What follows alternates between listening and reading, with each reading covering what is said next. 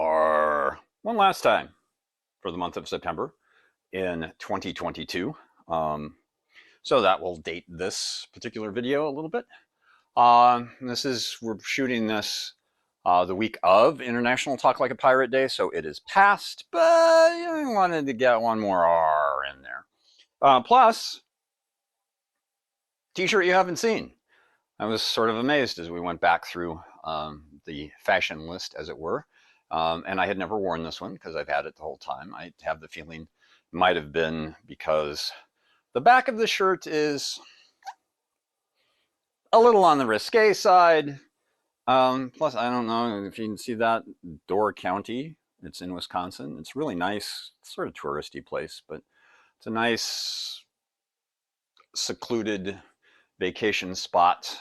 And yes, apparently there were pirates on the Great Lakes, pillaging, plundering, flogging, and wenching.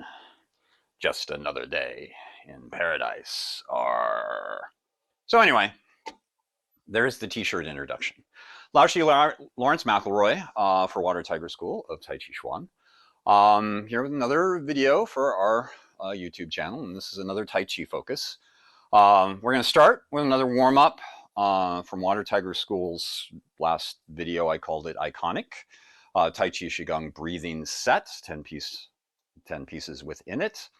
And last time we did White Crane Cools Her Wings, which is part of the primary stationary Tai Chi Qigong set.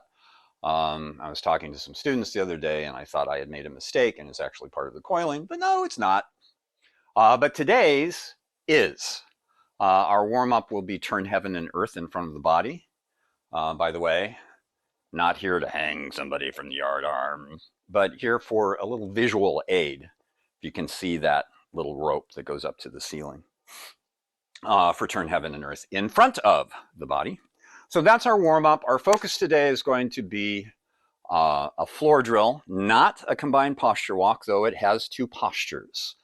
But it's going to be a drill into more or less focusing primarily on the ins of postures of brush knee and repulse the monkey, and I'll explain that as we get to that portion of the video.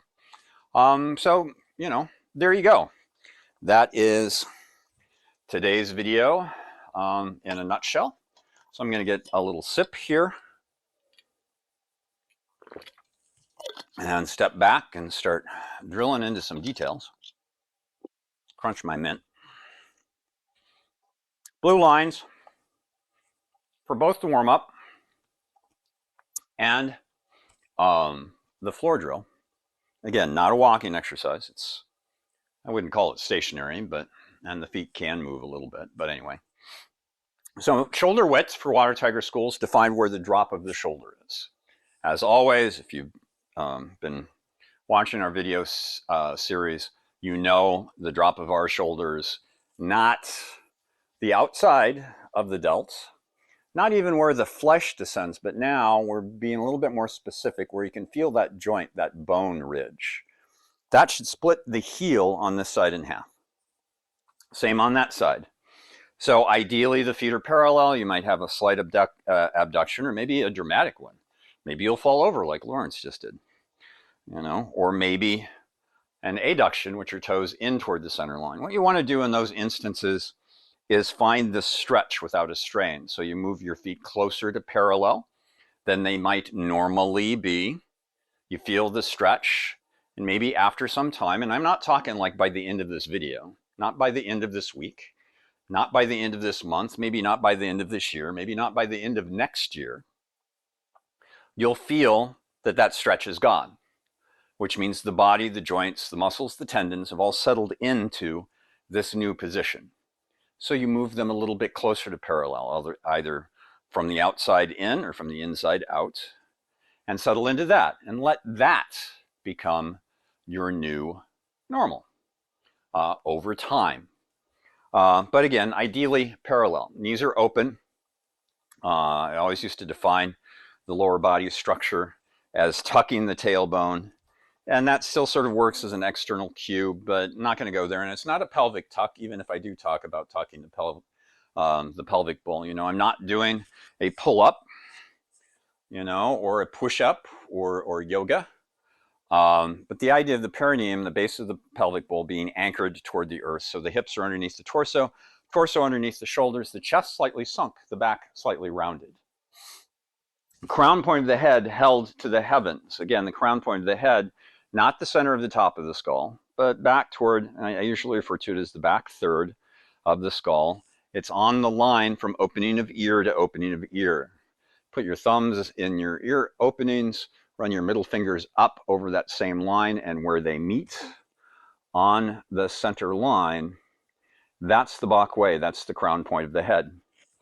Funny experience, before this video today, I was teaching in a public class, and I mentioned that, sometimes when you read about, where the Bok Wei is, where the crown point of the head is, someone will write, it's the soft spot on the top of your skull.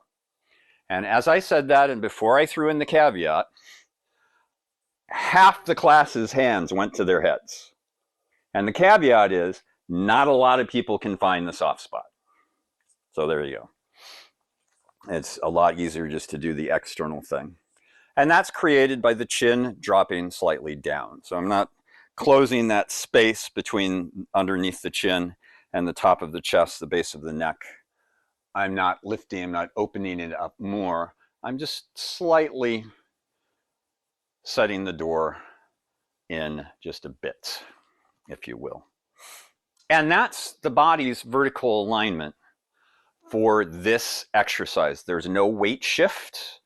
Externally, you'll feel, because of the movement, that there are some changes in the lower body because everything's connected. A mosquito flaps its wings in the Amazon, and it rains on Long Island. And that mosquito is really flying today, let me tell you. So the reason that this is here is turn heaven and earth in front of the body. The palms of the hands are supposed to stay on the center line all the way up, all the way down, and then come back together.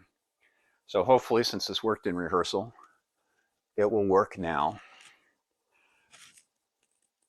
Move it over just a tad, and then I'll make any adjustment I need to. But right now, you see that line, hopefully on my monitor. I've centered it properly. So there's my nose, there's my navel, there's the pubic bone, there's the center line going up over the top of my head. So that's the line.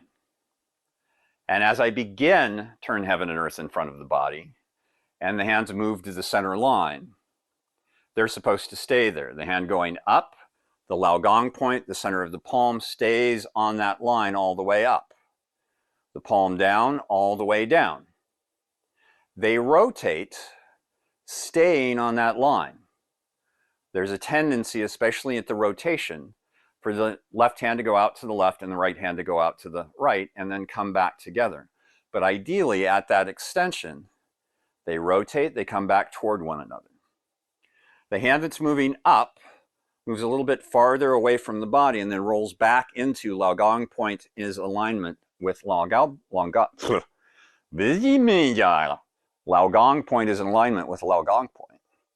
All the way up and all the way down. And then again, turning on that center line and coming back toward one another. Palm aligned to palm. And even after that switch, the hand that's going up is going back into that alignment. Even though the palm is up and the palm is down, the Lao Gong points remain in that alignment, one above another and both on the center line. Now, I will admit, 30 years ago, not very good at that. Hell, 20 years ago, maybe a little bit better. 10 years ago, getting there. Now, on a really good day, centers of my palms, Lao Gong point, stay on that center line.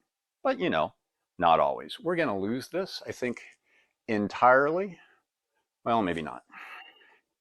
I'm afraid I'll pull stuff down. Well, you know what? I'm just going to tie it off.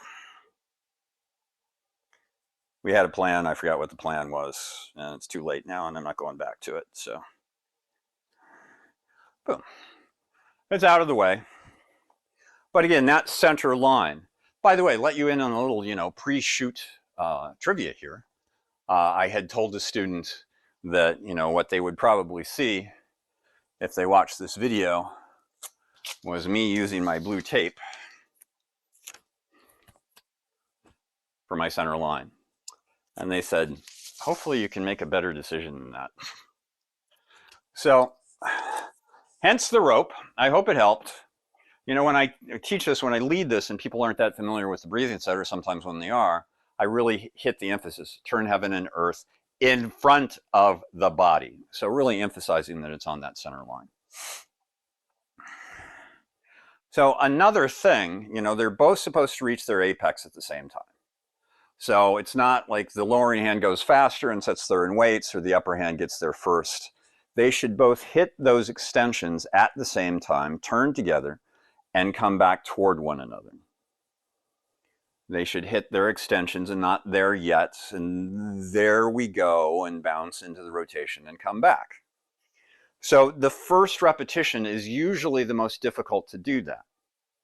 One of the reasons for that is our tendency when we begin this, and it can still be done, but it makes it harder, is the change happens from the rise, just like it did with White Crane in our video 3 weeks ago, at around the solar plexus. So move in and one hand goes above the other, and the tendency is to lower the hand that's going to be below and keep the other hand at the solar plexus. So that puts the lower hand much closer to the end of its first extension than the hand going up. So you really have to play and be aware of that shorter distance and cover it a lot more slowly than the hand going up. A way to make it, shall we say, more even is make that change happen higher. So it splits the difference. So I don't do the primary change at the solar plexus, or if I do, I angle them slightly up, or I just make the change happen at somewhere around the lower chest area. So you can do that if you want. It's easier. Ideally, at some point, you'll be able to judge that first extension going down and keep the movement alive, even though it has a much smaller pathway first to travel than the hand going up. And I hope all of that made sense. We switch back and forth between sides. We'll probably do 6 pairs since this is our warm-up. And then we'll get into the meat of today's video and the floor drill of brush knee and repulse monkey. So a little shake. We're going to breathe into a palms down position. And keep in mind, in the palms down position, it is not, I'm flexing the wrists, and the palms do not have to be parallel to the earth. That's tweaky on some people's wrists, especially if you have an issue with wrist flexibility.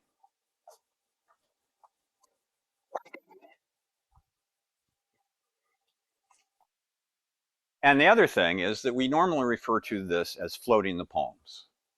And a lot of times when that's the verbal, people think that that means the palms have to be higher. And it's really just from arms hanging, completely flaccid, to activation of the wrists. And that activation of the wrists, because of the fold up on the top of the wrist and the top of the hand, and the extension on the wrist joint underneath the forearm, underneath the palm of the hand, and underneath the wrists, that will probably create just a little bit more bend in the elbows, a little movement forward. I'm not making that movement happen.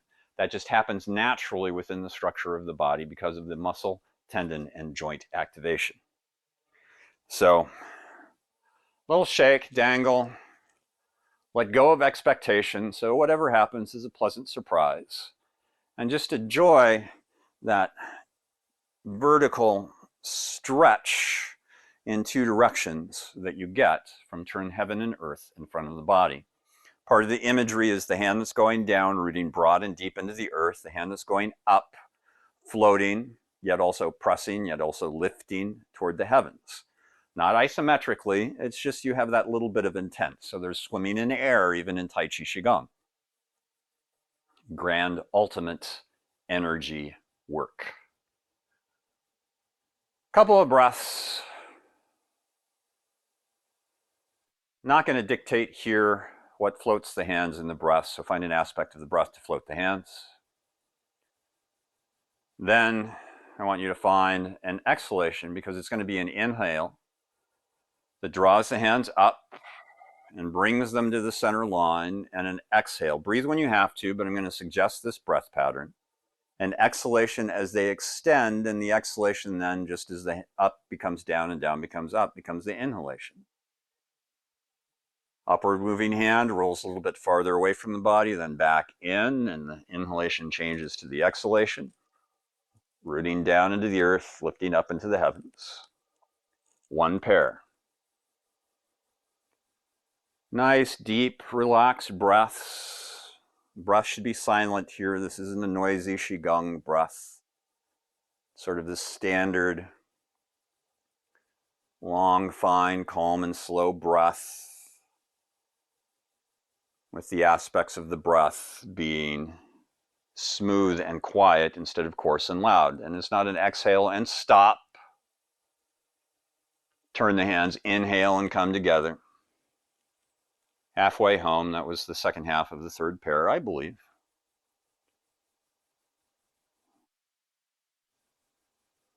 Ideally nasal breath, both inhale and exhale, but if you want to inhale through the nose, exhale through the mouth, it's okay. Prefer no mouth breathing. Deep, so not so much in the chest and the upper back, really probably shouldn't be at all in the chest and the upper back. I'm going to do 2 more pairs, including this one. The belly and the lower back should be expanding and compressing more than the chest and the upper back, is what I'm saying.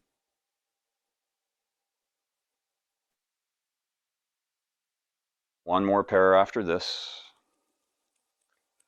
Turn heaven and earth in front of the body from the coiling family of Tai Chi of stationary Tai Chi Qigong. Next video focus, hopefully we keep our 3-week schedule, will be a Qigong focus. Another frolic from the 5 animal frolics. We haven't really decided which one, but we might finish the crane. There's only one crane frolic left that isn't already on our channel. And after that last extension, the bounce takes the left to the left, the right to the right, both hands palm down. The hand that's up floats down, the hand that's down rises up. And this is another proprioception in kinesthesia. I've closed my eyes, but I can feel that my hands are together. So they float down together. Taking just a moment, a breath. Hands up, out, away from the body, settling the vertical alignment, crown point of the head, base of the pelvic bowl, ball of the foot. In alignment, sitting down into the leg is what allows that left leg to come in smoothly, up over the top of the ball, pressing down, presses the heel down, and I'm lengthening here. So then my final in the closing is a settling to bring the hands over the Xia Dan Tian, lower field of elixir acupuncture point. And the reason I specified I lengthened there was that you can get to that same point, and as you press the heel down, shorten, and then lengthen to come up, as opposed to lengthen and then shorten.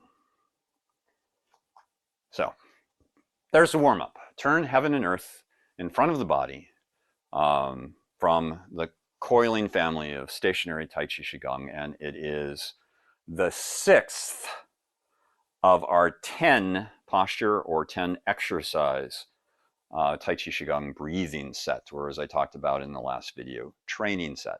The reference to proprioception and kinesthesia, that's one of the many things that that set helps train us, give us experience in. Proprioception and kinesthesia, awareness of body in space and awareness of body in space in motion. And that's how you can feel if the hands are even, if the hands stay on that center line all the way up and all the way down. So this particular exercise, this floor drill of brush knee and Repulse the monkey was designed a number of years ago for a student who is having difficulty with the ends of posture of these two postures. And it was introduced in the Water Tiger School universe in a free outdoor event that we sponsored for a number of years called Tai Chi in the Park, where we get together over some Saturdays in the summer and just sort of do workshop-y things and that sort of thing. Sort of expand the community's exposure to Tai Chi. So that's where this came in. Now, before we get to the meat of the actual drill, I probably should talk about how everybody does this stuff differently. As a matter of fact, you know, my understanding of these postures has evolved. Generally, when you see brush knee, you see some image that is something like this. So you've brushed the, in this case, left knee, and the right arm is extended out. And in the Repulse the monkey, sort of the same thing, right straight out. As a matter of fact, when I used to teach Repulse the monkey years ago, I'd talk about in repulsing the monkey, it's like you're telling the monkey to stop, they grab a hold of your wrist, you break their grip, and you tell the monkey to stop again. However, in both of those manifestations, and some things that are in between, when you consider, or when we consider, the basic martial application of both of those, the strike is actually missing your shadow opponent. Because in brush knee, you're taking that, you're taking a punch that has been swept to one side, down and over here.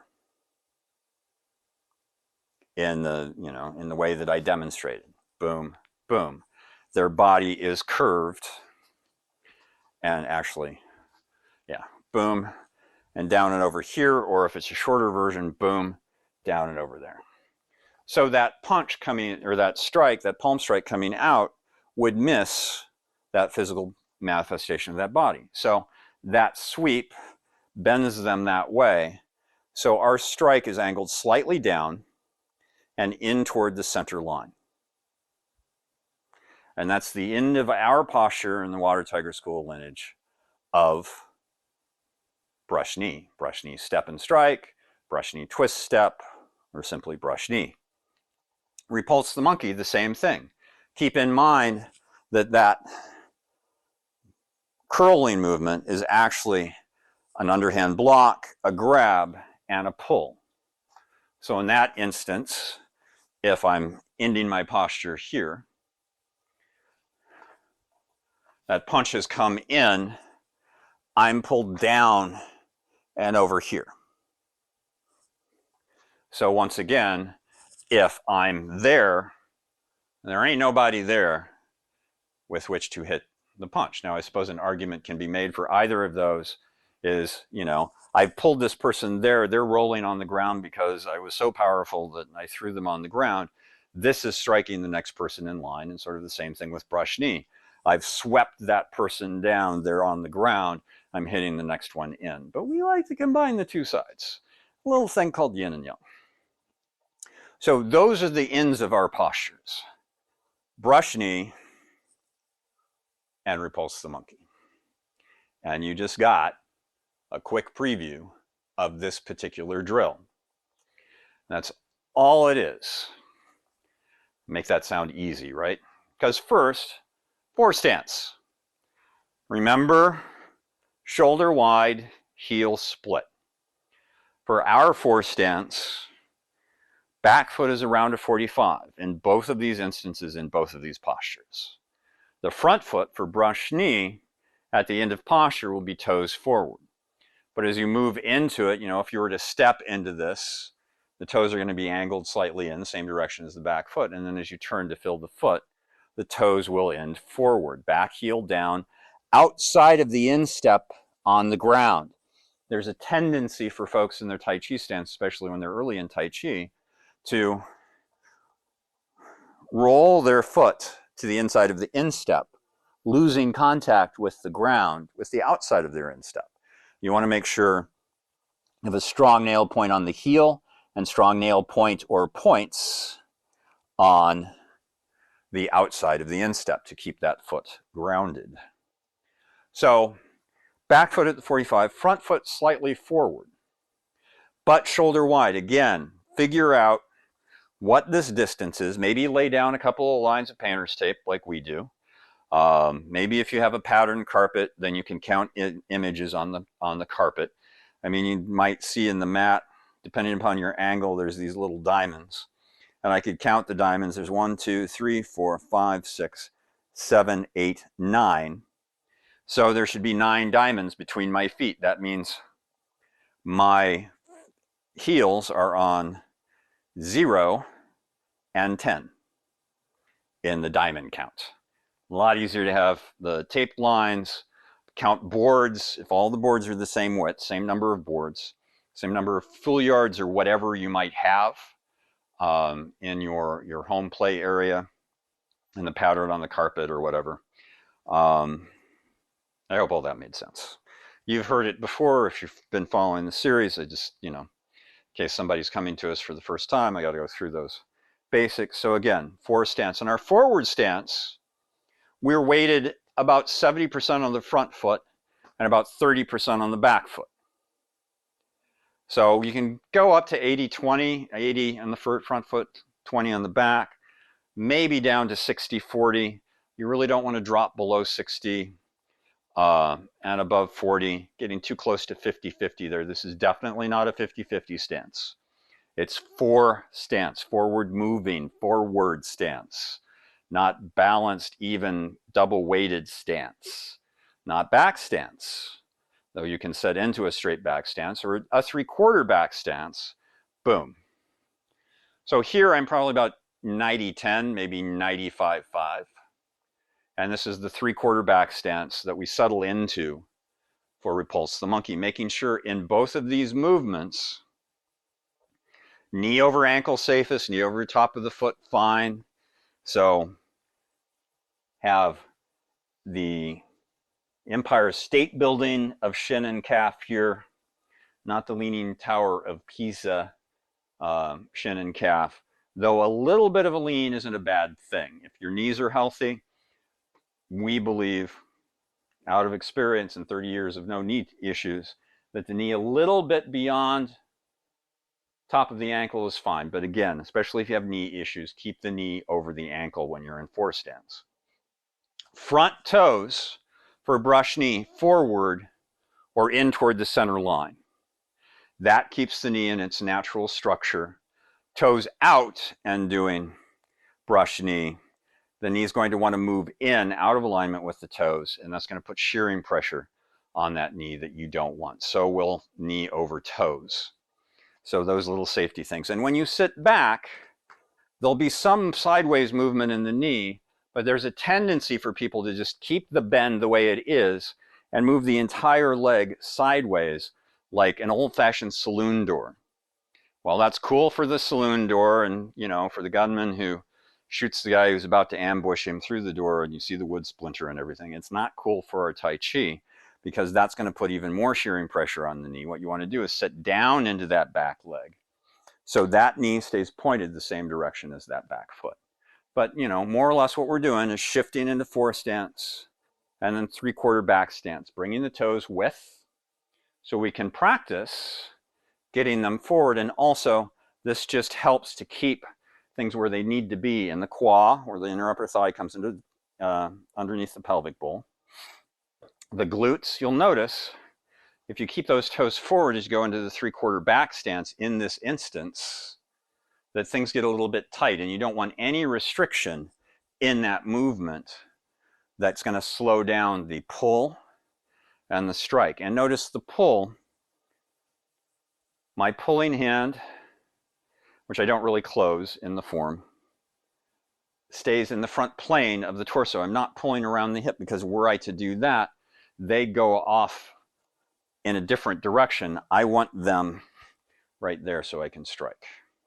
So again, forward and back and forward and back. And from the back position, I'm going to sort of be looking at that right hand obliquely over the right shoulder. Doesn't have to be back. I want to keep my chest at least slightly sunk and my back rounded.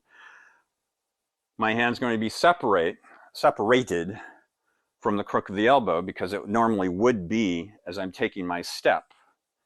So It's separated. I'm going to shift forward. Two things happening, starting to lead with the fingertips of the right hand into the strike. Palm of the left hand brushes the knee. And as I pass the knee, I'm going to be double pushing palms and settling wrists. So the hand that blocked is settling down. And the hand that's striking strikes. So again, from back here, brushing knee, moving into the strike. Brushing knee, moving into the strike.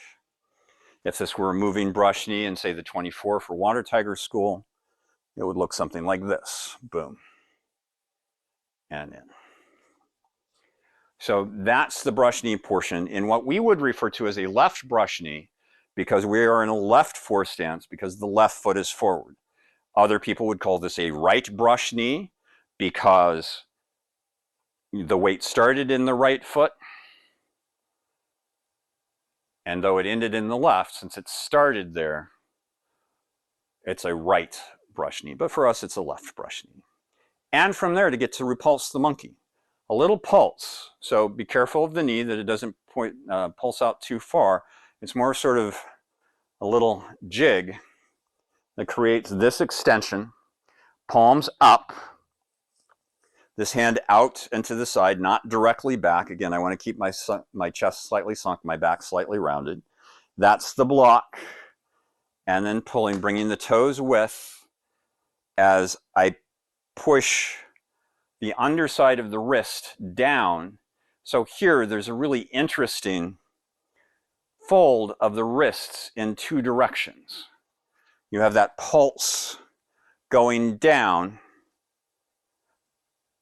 and that pulse becoming the strike. So again, from here, a little pulse out, boom. Again, from here, little extension, boom.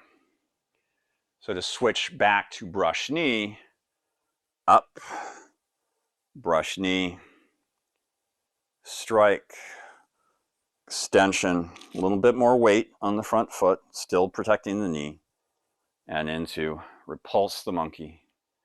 Feel that bounce into brush knee, strike, into Repulse the monkey, and notice that foot moving in, boom, brush knee. Begin with the fingertips, little aerodynamic move for us. Some people will lead with the palm throughout. Boom, forward.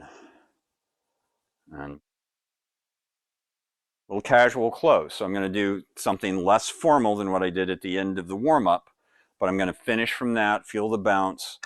I'm going to move the weight all into the right leg. I could also move forward into the left, but I'm moving back, lengthening and settling in. Maybe shaking that out. So just so you can see that from a couple different angles, and again, this is the left side. See if I can stay away from that rope. Brush knee, in this case, step and strike. Extend, Repulse the monkey. Brush knee, strike. Open, twist in the torso. Careful of my lower back if I have lower back issues, because you're putting a little spiral pressure on that lower spine. Boom. Boom.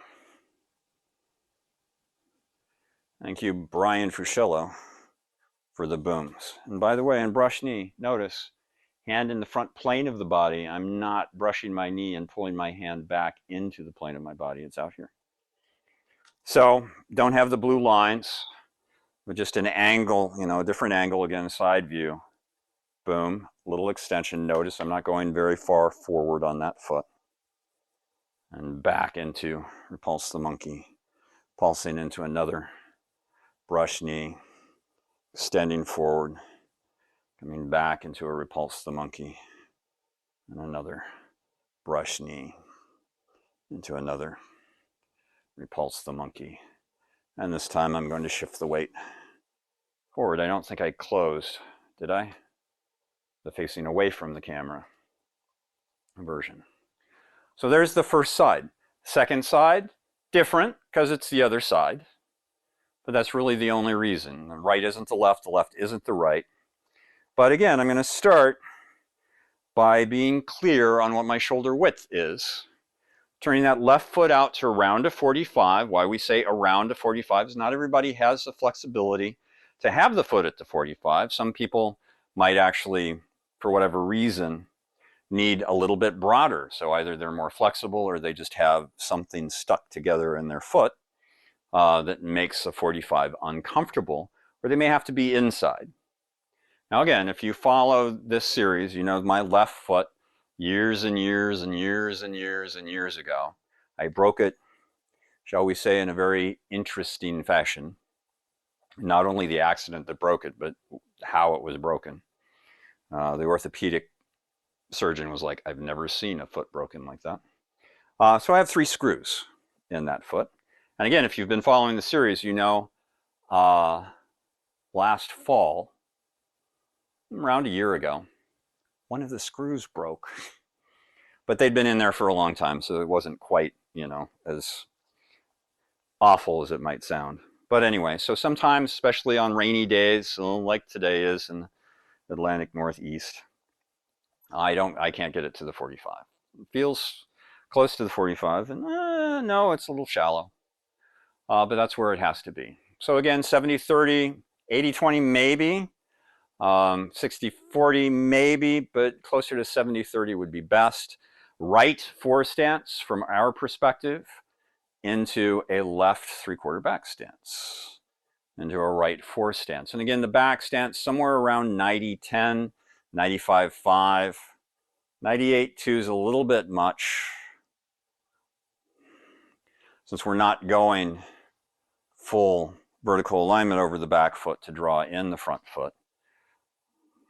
Boom, as if we were doing our actual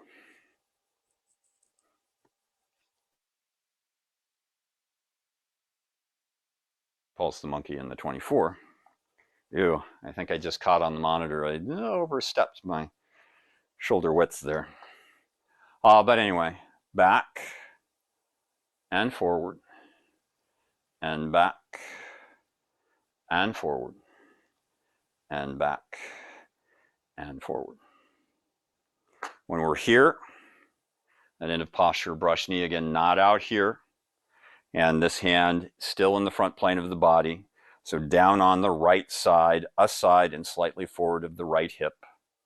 And this a downward angled strike toward the center line. From there, you have the pulse and the extension.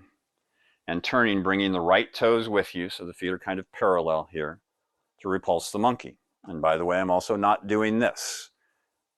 My nose, I'm not locking it into place perpendicular to my shoulders, but that's really about where that nose is. So I'm turning here. That's where my opponent happens to be. It's not a matter of watching the opponent. It's more of the eyes have the orientation of what we might call the active hand. And then our switch into the prep for brush knee, or switch into the prep for repulse the monkey, or switch for the prep. I almost forgot what I was doing.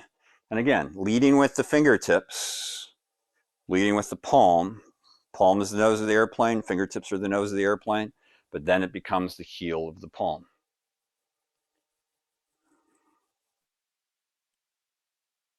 Boom.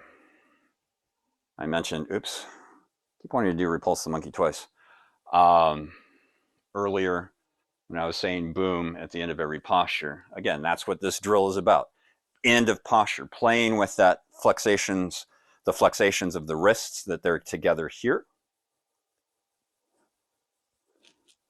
And that they're together differently here. Anyway, Brian was a student in the studio program in the very beginning of Water Tiger on Long Island in New York. And when Brian was focusing on hitting ends of postures and feeling the ward off energy, the bouncing energy at the ends of postures. You'd hear just under his breath, boom, boom. And a little casual close always gives us an opportunity to explore movement through the whole body. So there's that side. And again, from a right four stance perspective, I'm going to start here, toes in, brush knee, swing out, pulse the monkey, pulse back, brush knee, swing out, pulse the monkey, brush knee, swing out, repulse the monkey, and a little casual close, just again for difference, going forward. Boom. Or brush knee, preparation, pulse the monkey, brush knee, preparation, repulse the monkey, brush knee, preparation, repulse the monkey, and a little casual close. And there you are. Another floor drill, 2-posture combination, but not a combined posture walk, focusing primarily on the fact brush knee has this kind of activation, and repulse the monkey has this kind of paired together at the same time activation in the folding of the wrists. So as always, thanks for your time and attention. It's appreciated. I hope this was helpful, maybe giving you something to consider, to play with. It can be reinterpreted to however you finish, well, with a caveat, probably be reconfigured to fit however you play ends of postures of brush knee and repulse the monkey. You can make it a little bit more complicated if you want. You can make it a little bit easier if you want, a little more simplified. I'll cover a little less real estate. Whatever you may want to do to help you. And again, primarily that's about the ends of postures.